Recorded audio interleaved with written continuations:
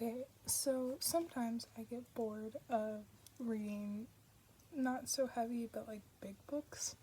So I decided to try reading some smaller books because I really enjoyed reading. I had trouble in getting to Sala Salou the other day. Anyway, long rant over. I wanted to read How Big is a Million because this was one of my favorite kids' books growing up. Pipkin was a very small penguin who was always asking very big questions. How wide is the sea? How high is the sky? Is the moon made of cheese? But the thing he wanted to know most of all was, how big is a million? So there's this page, and how big is a million?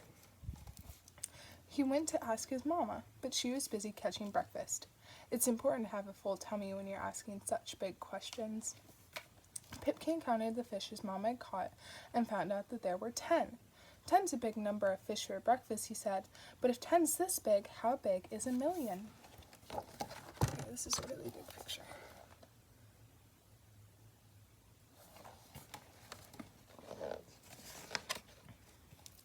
A million's more fish than you could ever eat, said Mama. A million's much, much more than 10.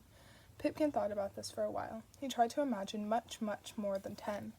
It's no good, he said at last. I'll have to go and find a million to know for sure how big it is. Good luck, called Mama as she watched him go.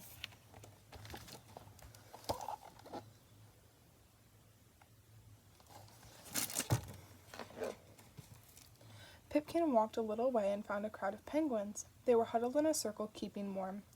That's a lot of penguins, Pipkin thought. There are much, much more than 10. Excuse me, he called. How many of you are there? 100, said the middle penguin, and I'm the warmest one of all.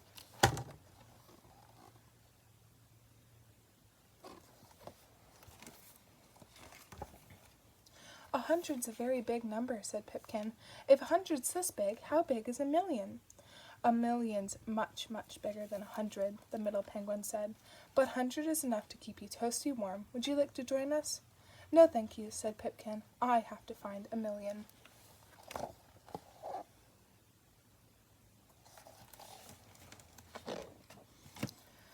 He set off again through the deep white snow. After a while his feet got tired of walking, so he slid on his tummy down a long, steep hill. He bumped into a seal cub who was doing much the same thing. Then ever so quietly it began to snow.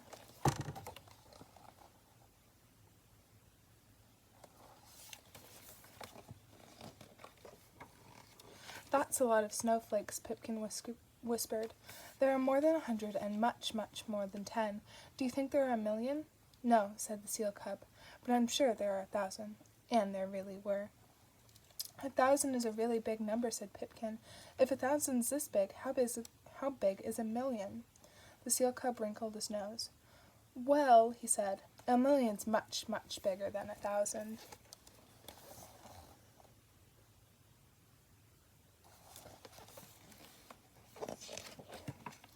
Pipkin and the seal cub built a snow penguin and a snow seal cub, and threw too many snowballs to count.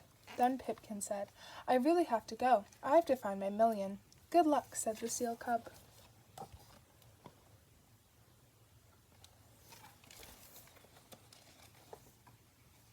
Pipkin walked and walked and walked, all around the South Pole. His toes were cold, and he was sleepy all over, and he hadn't found a million of anything at all.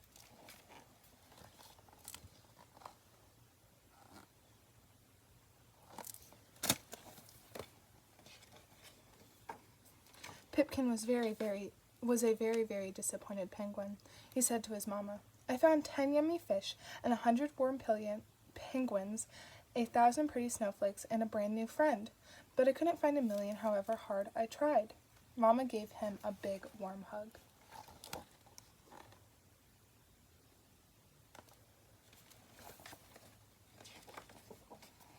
Come outside, she said. I've got something to show you. Here's your million, my little Pip. You can make a wish on every single one.